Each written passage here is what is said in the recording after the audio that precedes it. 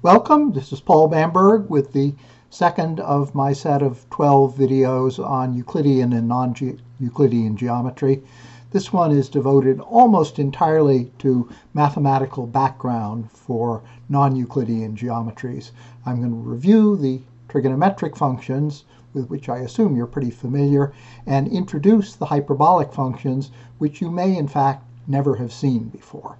But they're going to turn out to be very important for non-Euclidean geometry.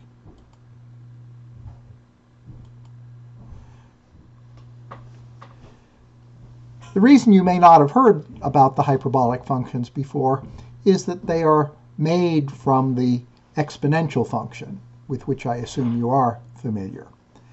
And the reason they're going to be useful for us in non-Euclidean geometry is that just as the trigonometric function, cosine of x, is an even function, so I can make the hyperbolic cosine function by adding together e to the x and e to the minus x and dividing by 2, and that is also an even function.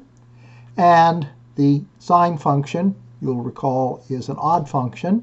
Sine of negative x is negative sine x, and we can also make a hyperbolic function that has that property. It's defined as e to the x minus e to the minus x over 2. You may have heard Euler's formula for the exponential of a pure imaginary number. Euler discovered in the 18th century that e to the ix is equal to cosine x plus I sine x, and given that, you can write the sine function in terms of complex exponentials. Very similar to that is the definition of the hyperbolic sine function. And you will see that this is indeed another odd function. The hyperbolic sine of minus x is minus the hyperbolic sine of x.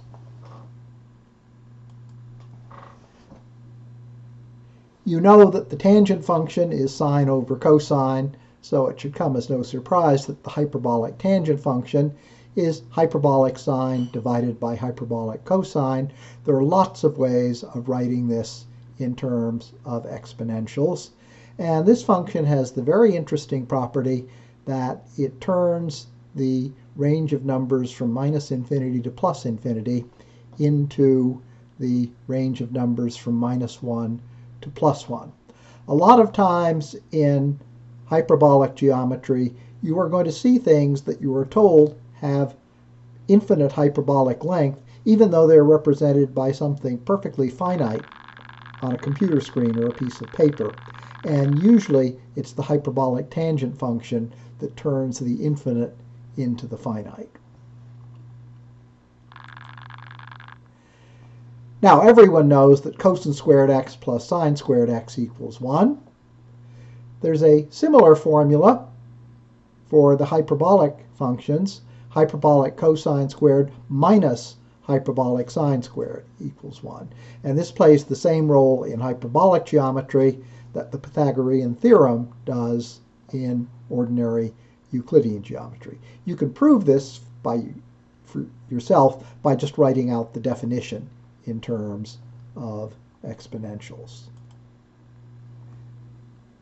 Slightly less well known is secant squared x minus tangent squared x equals 1, and the hyperbolic counterpart to that is hyperbolic secant squared x plus hyperbolic tangent squared x is equal to 1.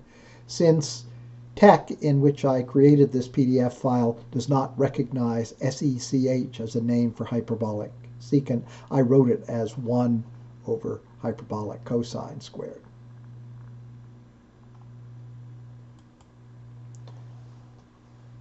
Now let's think briefly about inverse trigonometric functions.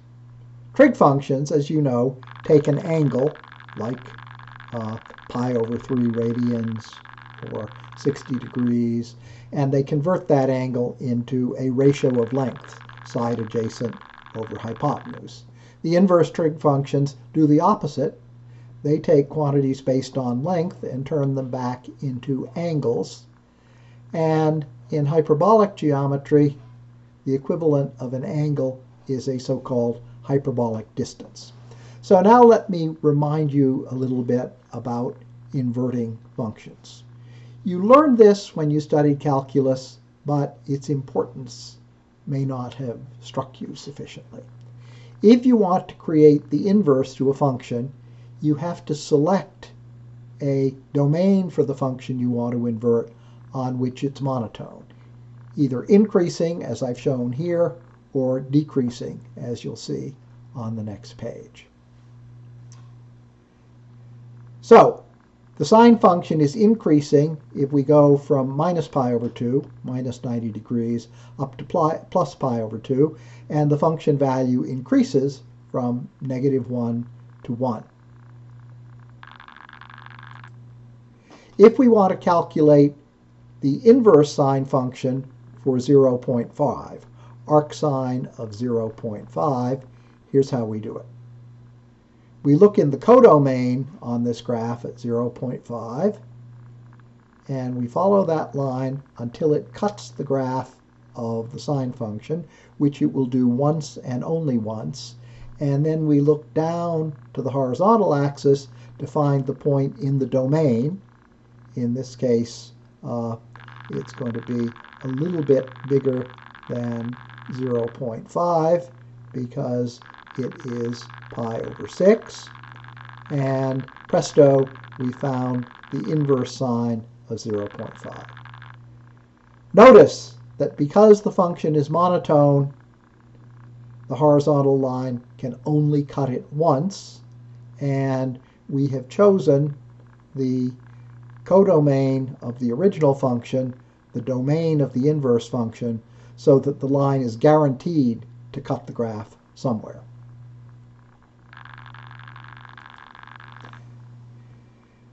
We can do the same thing with the cosine function.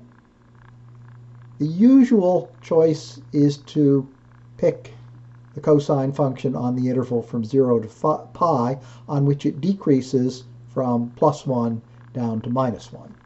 So if we want to know the arc cosine of 0.5, we pick 0.5 in the codomain, look across till we hit the graph, look down, say, goodness, the answer is pi over 3. If we want the arc cosine of negative 0.5, we again follow a horizontal line, see where it cuts the graph, look down, and we've got 2 pi over 3.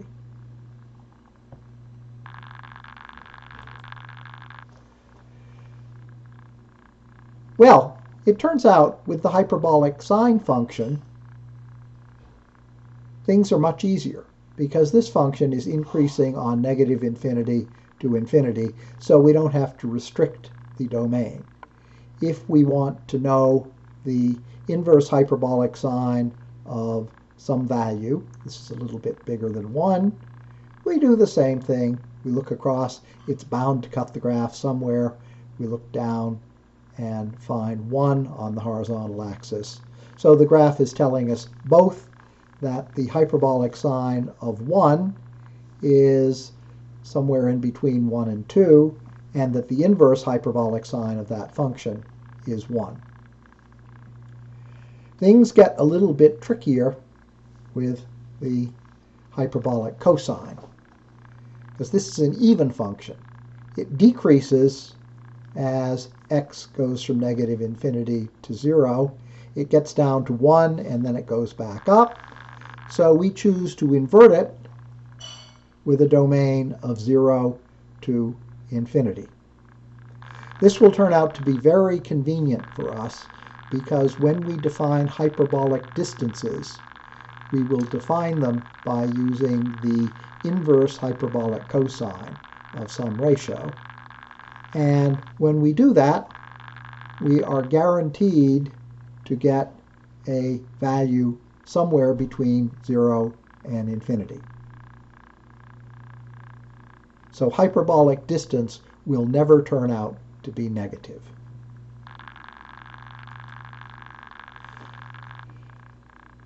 Now, one reason you may not have met these inverse hyperbolic functions in your previous study of math is that they can all be written in terms of natural logarithms. And if you look at a standard integral table, an integral which could be expressed as inverse hyperbolic sine of x is usually in the table as the log of x plus the square root of x squared plus 1. By the way, all logs in this course are natural logs, no logs to the base 10. Similarly, the inverse hyperbolic cosine function can be written as the log of x minus the square root of x squared minus 1. And finally, the hyperbolic tangent function can be written as half the natural logarithm of 1 plus x over 1 minus x.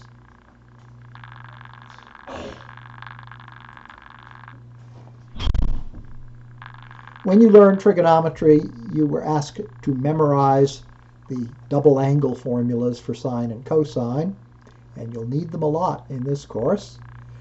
Sine 2x, I hope you recall, is 2 sine x cosine x, and what do you know? You can work out for yourself that the hyperbolic sine of 2x is 2 times the hyperbolic sine x times the hyperbolic cosine of x, which most people will read as 2 sinh x cos x. Similarly, the cosine of 2x is cosine squared x minus sine squared x. Cos of 2x is cos squared x plus sinh squared x. And frequently you'll discover when you're comparing formulas for trigonometric and hyperbolic functions, there's a minus sign in one of them where there's a plus sign in the other one. What about calculus? Well, remember the derivative of the sine function is the cosine function, and the derivative of the hyperbolic sine function is the hyperbolic cosine function. The derivative of the cosine function, recall, is negative sine x, but the derivative of cos x is plus sinh x. Again, there's an extra sign change that you will have to memorize when we start working with these functions. What about tangents? Well, the derivative of the tangent as secant squared x, which I'm going to write as 1 plus tangent squared x, and the derivative of the hyperbolic tangent function, which you could work out for yourself by using the quotient rule, turns out to be 1 minus the square of the hyperbolic tangent. Again, there's an extra sign change. If we look at the inverse hyperbolic functions, things get interesting. You learned in your study of calculus that the derivative of arc sine is 1 over the square root of 1 minus x squared. And this taught you how to do some antiderivatives involving 1 over the square root of 1 minus x squared. What do you know? If you do the same thing with the hyperbolic sine function, you get 1 over the square root of 1 plus x squared, which means you can anti-differentiate this to get back inverse hyperbolic sine. But nobody ever does that in a first course in calculus. Similarly, the derivative of arctan is 1 over 1 plus x squared. The derivative of the inverse hyperbolic tangent function is 1 over 1 minus x squared.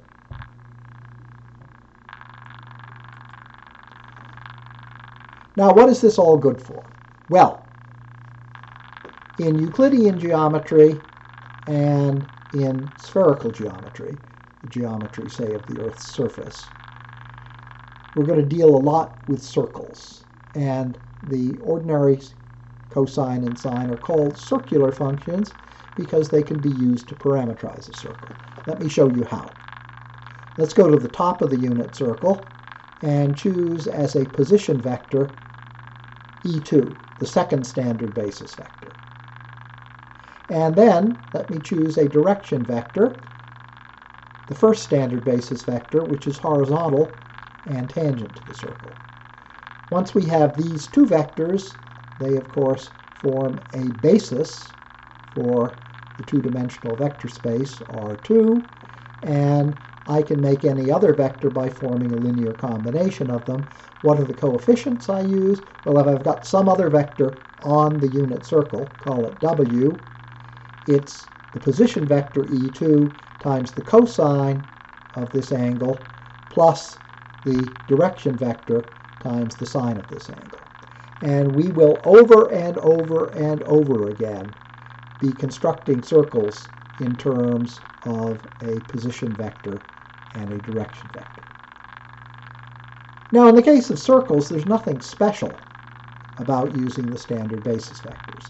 I can choose any position vector, choose a direction vector that is tangent to the circle, and I can make any other vector W by taking the position vector, multiplying it by the cosine of some angle S, and then adding on the sine of that angle times the direction vector. And you look at this diagram and you say, oh, that's just the one on the preceding page, rotated through about 30 degrees clockwise. Now let's try the same thing with hyperbolas. The unit circle is y squared plus x squared equals 1. The unit hyperbola is y squared minus x squared equals 1. And we're only going to use the top branch of this hyperbola where y is positive. So we can do the same thing that we did with the circle. As our direction vector, as our position vector, we will choose a vertical unit vector, E2. As our direction vector, we will choose a horizontal unit vector, E1. And if I take a linear combination of these two with cosh x as the coefficient for the position vector and sinh x as the coefficient for the direction vector, I get a point on the hyperbola. The larger the value of s I choose, the farther away from my starting point that point on the hyperbola becomes. And you will see later in the course, we frequently switch from spherical geometry to hyperbolic geometry just by trading in our circles for hyperbolas and by trading in our ordinary trig functions for hyperbolic functions. Now it turns out the same thing is true no matter where we put our position vector. So here's a different point on the hyperbola. Here is a position vector. Here is a direction vector. Again, the direction vector is tangent to the hyperbola, but it is no longer at a Euclidean right angle to the position vector. You will later on learn that you can redefine angles in such a way that these two vectors are orthogonal to one another. And again, if I use the cosine of a hyperbolic distance as the coefficient for the position vector, and the hyperbolic sine of a hyperbolic distance as a coefficient for the direction vector, by choosing different values of s, I can get all the points on the hyperbola. So that's your introduction to hyperbolic functions. Not much geometry today, I will say, but when we get into our study of hyperbolic geometry, you will be glad that you know these new functions.